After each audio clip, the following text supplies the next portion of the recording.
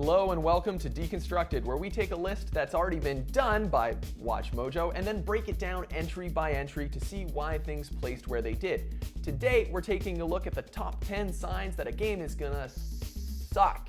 Let's take a look at that ranking.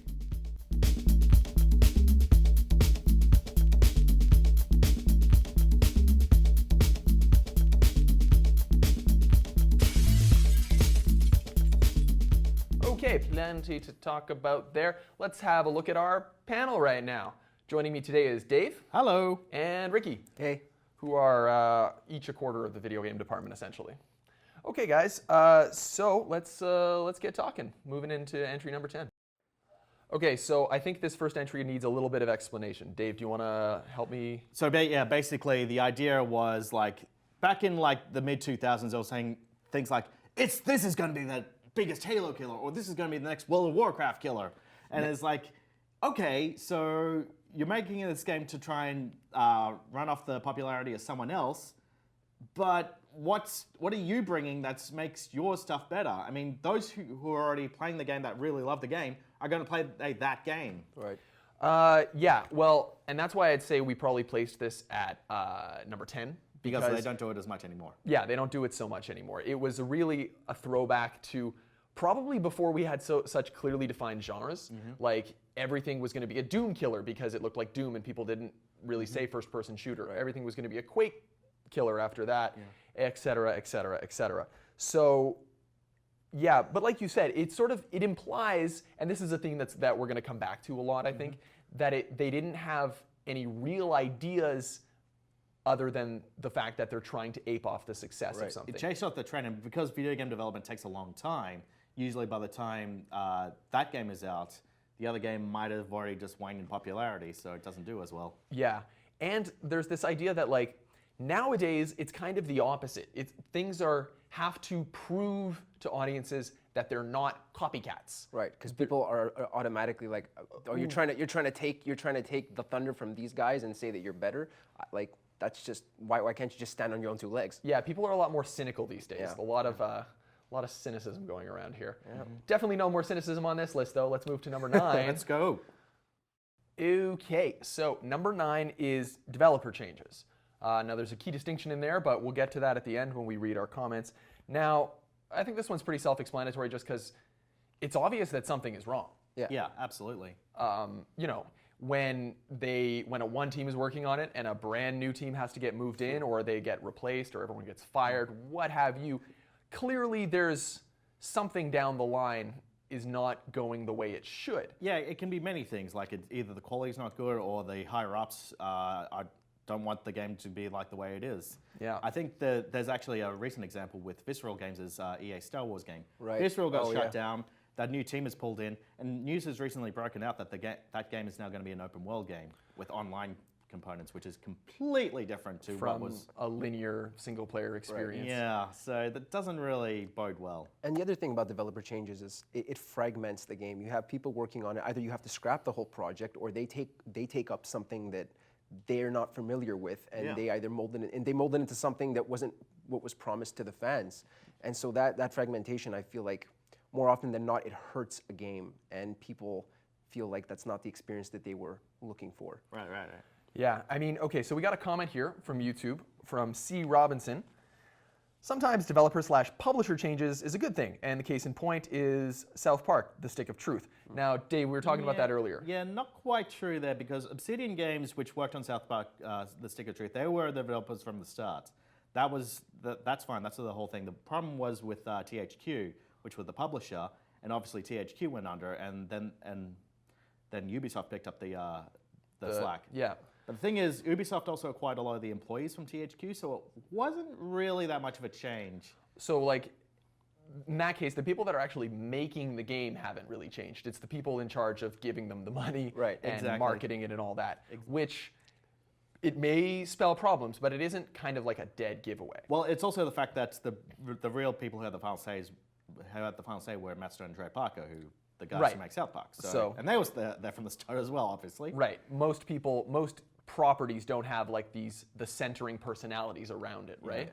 aside from maybe something like Metal Gear or something like that. Yeah, well, so that like Yeah, as long as that's a Kojima's whole, there. That's a whole different story, though. Yes, And the I quality suppose that control is. is on a different level. But I believe Yeah, absolutely, yeah. I believe number 8 is more damaging, and that's why we've put this at number 9. So I think that's a good segue into our next entry, which is kind of like a cut above.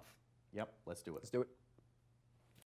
So, people quitting mid-development. Now, I think we placed this just a bit higher than the developer changing because it hints a developer changing is like external influence deciding that something's wrong. Like, we used the Visceral Games example before. That's the publisher coming in and being like, this isn't what we want to sell. We're changing this. Yeah. Whereas if people on the inside are quitting, that hints at much bigger problems because that means that like what's going on, the guts of the whole thing are not fitting together.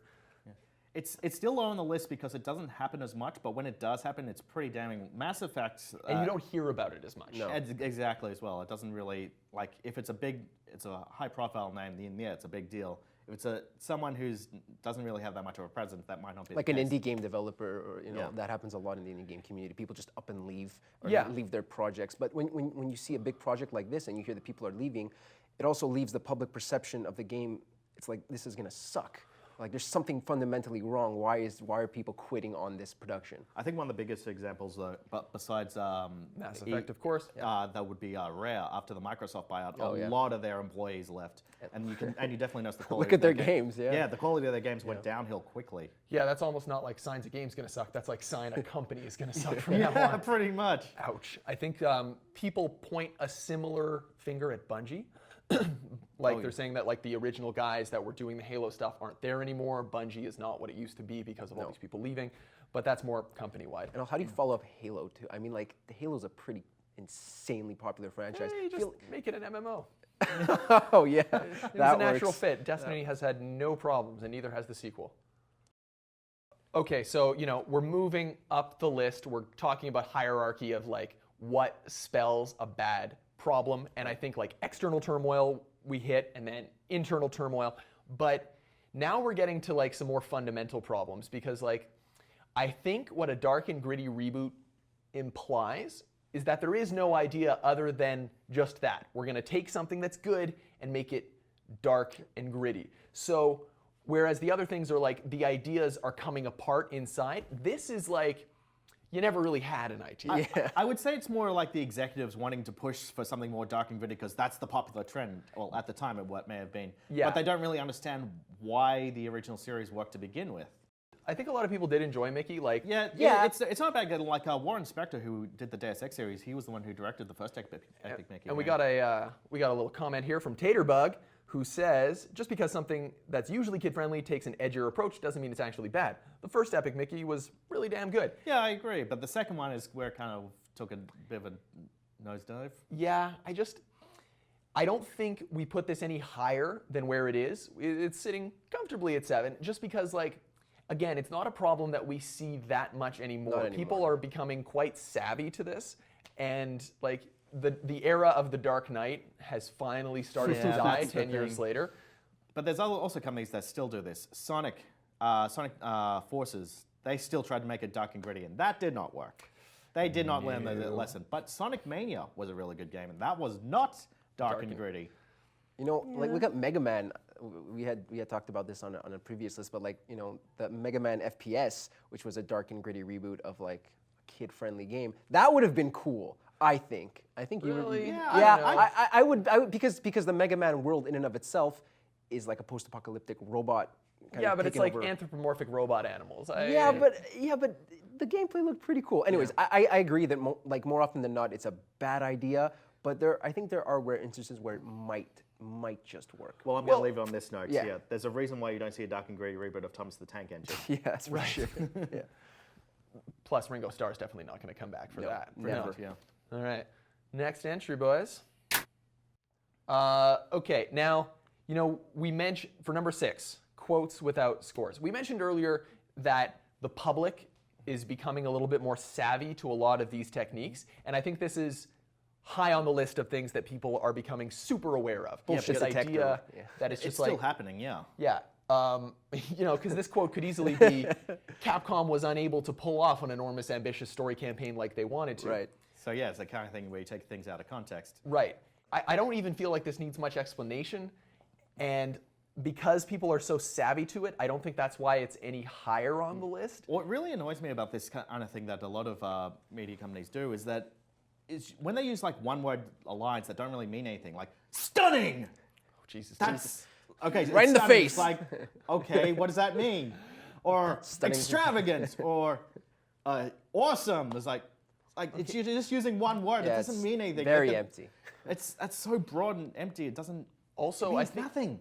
I think the without scores thing is especially true these days, particularly because once a game is out, you know that those scores are coming in. Right. So they're continuing to market the game without them, because many games are very happy to show off their 5-on-5s, their 9-on-10s, even their 8-on-10s. So if you're not seeing those, It's a bit worrying. yeah, I mean, this is more like signs a game does suck, not gonna suck, because if the scores are out, it means that, like, I mean, people know, right? Yeah, and also like a lot of these quotes usually come from like E3 Right. previews. The way they or just preview show the events. game, and it Yeah. looks Right. great there because you're seeing cinematics and some like stylized gameplay. It's essentially if you put a YouTube comment in your video to, Yeah. to explain it, you probably have as much impact trying to do that. And we all know how, that goes, yeah. how reliable YouTube comments are. Hey, listen, we've got a YouTube comment here from Garage Loot that said, I thought this was a really solid list. Great point on the scores not being in commercials. Now, That's reliable. this presents us with a paradox. Either we say that YouTube... That is a great comment. Wow, I Exactly. really walked into that one, didn't I? Immediately contradict ourselves. Let's sweep this under the rug by moving onward, shall we? All right, I'm done. Okay, so that we don't contradict ourselves with entry number 5 by reading a comment that immediately makes us seem like dicks, Right. I'm going to read the comment first. Data Grab says, number 5, pretty much. Bought a PS3 for Final Fantasy 13. Gorgeous graphics with nothing to show for it. Tried hard to like it. Played again in PC. Same thing. Yeah. Yeah, like I think like when you have a trailer that focuses showing off all the pretty stunning visual graphics, and it looks something like, yeah, it doesn't really play that well. Yeah, and it's like, again, this is definitely something that the public is becoming very savvy about. So it's not the biggest cardinal sin, and it's not a dead giveaway simply because lots of games are starting to look really good. So they don't have to really put that front and center as the only thing it's got. But at the same time, games are supposed to be fun. And if the marketing is not telling you why the game is fun or showing you what looks fun about it, Yeah. They're not confident Yeah. in that pretty product. suspicious. And the commenter actually has a really good point about bringing up Final Fantasy 13, because not only was the RPG mechanics very lacking, one of the trailers was also very misleading. There was a trailer that showed some really misleading combat footage, which looked nothing like what was in the final game. That was terrible. Yeah, but when you actually played the game, it felt like you were playing the game on autopilot. Yeah. Like you had stunning graphics, but the gameplay was like non-existent. Yeah, it's like it's literally all there was. Yeah, pretty much. It's got to be fun first. It's got to be fun first. Okay, let's move on. Okay, so number 4 is the review embargo lifts after the game comes out, or the second the game comes out, because like once the game is out, you're pretty much shafted. Now we have to address something that, again, it's in a comment. A bomb Ination AD says, whoa, hold on there. Why is Doom on here? That game was badass and it lived up to the hype. Well, we did explain it in the video as well. We did. Fully agree. Doom was amazing. And the funniest part about this, the big caveat that we have to include is that like Bethesda is the biggest offender these days because they don't release review copies anymore. Yeah. However, or advanced review copies, I guess. I'm not sure if we still get a copy on the day of. But the thing is, they've had a really good record of games. Now, I know everyone complains about Skyrim and stuff, but by the time they implemented this, we're talking Doom, Prey, Wolfenstein 2, All critical Dishonored 2. successes. I mean. Now, aside from like the PC reception on Dishonored 2, all of those games were great. However, I still think this is ultra damning, and I would put it almost higher, but I can see why our 3... I think I just touched my mic, but I can see why 3, 2, and 1 are higher, and we'll get to those in a second. Yeah, we had some recent cases here in the office as well. Like when I got the review copy for Metal Gear Survive, when I got it, like I couldn't play it because like the servers weren't available live, and they didn't go live until the hour of release. Now that's a game that's got a lot of multiplayer components, but it didn't necessarily need its servers. Well, that's the thing. It was like always online. It did, I really did not enjoy my time with Metal Gear Survive. It was just felt like a shallow, repetitive game.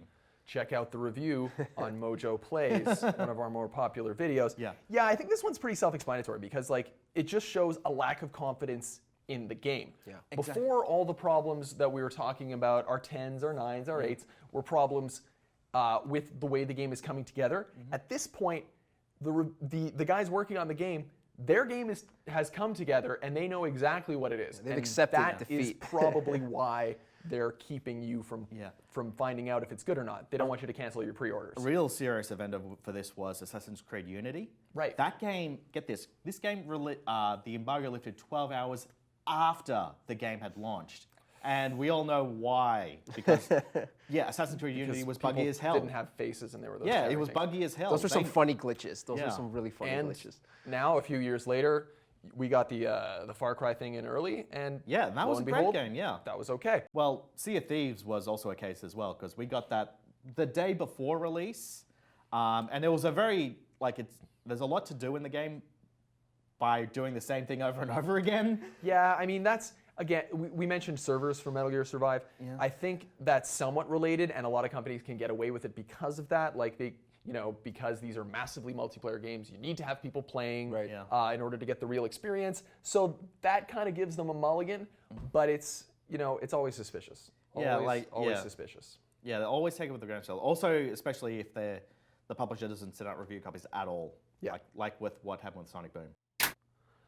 Okay, so a movie tie-in game. Now, I would argue that this isn't actually a great example, just because this is not actually what I consider to be a movie tie-in game. Okay. I consider this to be a licensed game, which is what someone mentioned about Alien Isolation. Jones Brothers Production says, who else thinks that Alien Isolation is a pretty good movie tie-in game? I consider that licensed. Now, when I wouldn't say tie-in either, no. When I say tie-in, I mean a game that's released in sync with the movie of the same name, and maybe with the game attached to it. Yeah, that's the worst. Now, going back down the list, we're talking about internal turmoil, external turmoil, game developers knowing their game is shit. This comes down to there being, it ties back to what I was saying about dark and gritty reboots. It implies that there was no genuine inspiration behind the game. The core purpose of the game wasn't a bunch of guys going, oh, we've got a great idea, it would be perfect for this license. No. It's the publisher or the advertiser saying, hey, we need a video game to it's a marketing vehicle. Exactly. And a cash grab. Yeah, and it's Hollywood throwing around lots of money, making sure they get the revenue. I'm surprised that we don't see it as often now, because the minute you hear that something is a movie tie-in game, you're like, this is going to be crap. Well, it does still happen. It just happens on iOS and Android now. Right, but those are relatively lower risk platforms. That's a very good point. How real console, PC, hardcore gamers have become so aware of this now that they've kind of shifted into a slightly more, dare I say it, ignorant demographic that's looking for those free-to-play games. With those microtransactions that they just love, it's so easy to slap on a name and give people a million things to buy in that game. And kids will love the movie, and they'll download that free fighting game, and they'll download all the costumes, and they'll buy them. It's also, you say it's aimed at kids. I think movie tie-in games are aimed more at parents, and by extension, kids. Because parents or grandparents. Exactly. Because parents can go, oh, little Timmy loved Star Wars, so we can just get him the Star Wars game that was tied in. And we all know those Phantom Menace games were just the best. Racer was okay. Pod Racer? Right, I like Pod Racer. I had that on the N64. But the Phantom Menace action game? Yeah, not so much. Hard pass. Okay, that's a sad note to leave this on, but we got to keep going. Okay, so for number 2, we actually have another problematic screenshot for this one. I don't know if we want to show. Let's go. Yeah. Oh, this didn't age well. I mean, do you ever see gameplay in a Call of Duty trailer? But not showing gameplay. I mean, again, we're at the top of the list, and this is something that people are very aware of, but it's still a problem, I believe. It does happen quite a lot. Most of the times, usually the reason why you see early trailers with little or no gameplay is that they haven't finished the gameplay yet, or it's not not the final product. And but at the same time, if you try to release a gameplay trailer that doesn't represent the final product, it's like, oh crap, we kind of screwed ourselves there. Yep. Now, like, I can see why this happens. Yeah. Just because, like, if you got something like Fire Emblem, if you show what the core gameplay of Fire Emblem looks like, I mean, granted, they have those sweet little battle animations now, but that game looks boring as heck. Yeah. It does. It doesn't work well for a trailer.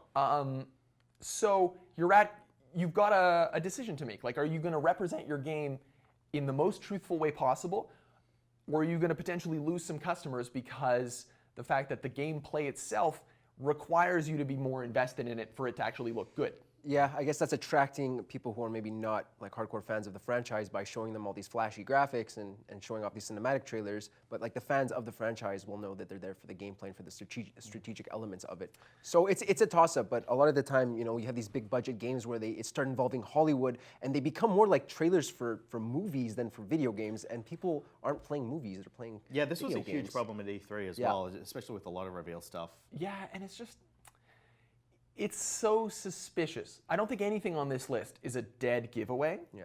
But it just shows that, like, it's a strong hint that the gameplay itself isn't what the marketers think you're going to be coming in for. Right. Which is, it's not a great sign. No, they try to distract you with with the cameos they'll distract you with the Kevin Spacey. Yeah. Yeah. Oh, well, God. Kevin Spacey was popular at the time with House of Cards, and Yeah. can't say the same right now. No, Oh not at man, okay, we can't let this discussion get so off topic so fast. Okay, there are exceptions to this rule though. Before I move on, many people pointed out. Musabal said, "I don't agree with number 2. The trailer doesn't show gameplay, just like at a Kojima production." And John Zhang says, "So Death Stranding will probably suck because they've shown no gameplay." Ooh, touche. Death Stranding, we don't even know what that is yet. Yeah. Nobody knows. Okay, these are good points. Metal Gear Solid, you never see what the gameplay looks like in trailers, generally. And those are very solid games from a gameplay perspective. Definitely. I don't know. We could talk forever about the weirdness of Kojima productions. Well, Kojima he wanted to be a film director, and so like that's reflected in the game. And I think what is most reflected in the game is why he was not a film director. It does beg the question though, why isn't he directing films if he's got that much money? No. I'm telling you, the game. If you play the games, you get your answer as to why he's not directing films. Yeah. Because those They're just movies are everywhere. Like, they make no freaking sense. Yeah. Love the games. But that story, Oh boy. try understanding the It's just entire like, Metal I'm gonna Gear. take my soldier's ashes and rub it on myself. And like, sorry, spoilers for Metal Gear Solid 5, but okay. Great game. Let's get to the top. Let's get to the top. Okay, number 1. Number 1, I think this is a bit of a cheat, but it's also very important because it essentially wraps up almost all the problems we've touched on. It takes bits of all the issues from 10 to 2 and just kind of smooths them over with blitzing you with stuff, right? And I think today in 2018, assuming we're airing this in 2018, I think it's most damning because good games sell themselves, especially with the rise of Twitch and YouTube. Yeah. Gamers are so in touch with fellow gamers who can tell them what is good, what is bad. If the game has to, like, you know, take out a Super Bowl spot, takes out banners on your favorite website, it's suspicious, and I think everyone's getting increasingly suspicious of it, because if it's good, you're going to find out if it's good. Yeah, You don't need all these trailers bombarding you every single time saying, oh, this game is going to be amazing, you should check it out. I think marketers will begin to see a point of diminishing returns with this, just because they realize that, like, if their game is good, it can sell itself. So the flip side of that is it becomes increasingly suspicious when they try to sell it through any other means other than people actually playing it and trading word of mouth. Well, the other thing is that you also got to be careful because you definitely need to market the game. If you don't market your game, Look at Lawbreakers. Yeah. I mean, look what happened there. yeah, exactly. You know? Like no one will buy it. That's an excellent point. There is a good balance you need to achieve with this. But if you push it too far, if you push the envelope too far, Every time a Call of Duty game comes out, you know, there's like you said, every commercial is a trailer for the game, and that's overkill because you know it's coming out in November, and you know that it's going to be the same formula, just mashed up and repackaged. And so like already, I think that's a great example of a franchise that's just done that to like no end. Yeah, but they Activision has so really much money to burn, though. That's why they. it is a pretty good example just because they really go all out with the marketing. Yeah. Like they get celebrities into their trailers and they always do a live action thing, and it's just. I remember during a launch event, I think it was in New York for one of the Modern Warfare games, they had a Black Hawk helicopter arrive at one of the launch events. Extra. They can't even get those for the movies they try to put them in. Oh, man. Gentlemen, any other points before? Actually, you know what? Excuse me. I have some points from our esteemed viewers. Let's do it.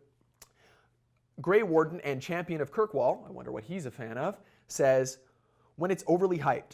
In that case, the game doesn't even need to be bad. If people simply expect way, way too much, it's going to suck them in no matter what. Now that's interesting because it's this idea that too much marketing sets the bar too high, and I wonder if we have an example of that. Right there. Whereas, right like, there, if this game right was there. marketed as what it was, I think nobody would have been upset. Yeah. If it was kind of fit in amongst your Subnauticas, your Rusts, the Forests. Well, I would bring up something like Watch Dogs. Like the marketing for that was insane. There you go. And again, I think everyone, and we're being shown on YouTube now, so everyone knows this, that like you don't have to trust the marketing because people will show you what the game is like. Those opinions are out there, and I think the age of huge marketing, even as these budgets get higher and higher and higher, I think it's about to pop.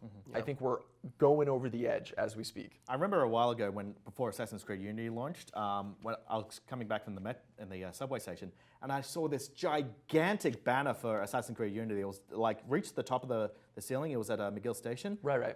It went all the way down to the floor. It was so huge, so eye-catching. I mean, they must have spent a fortune for something like that. Yeah, and that's one North American city, this one in Canada, so you can only imagine what it looks like in LA. Yeah. Anyway, guys, I guess we'll end on that. Please let us know in the comments what you think are the dead giveaways that a game is going to suck. Let us know if you disagreed with us. We're here to talk, so there's no need to be overly angry, but we are open to disagreements. This is a discussion show after all. Thank you so much to my guests, Dave and Ricky. Thank you. Welcome. And we hope to see you all on the next episode of Deconstructed. See ya. See ya. Thanks for watching Mojo Plays. Be sure to subscribe and click on the link in the description below to check out our suggestion page and vote on what content you'd like to see us cover next.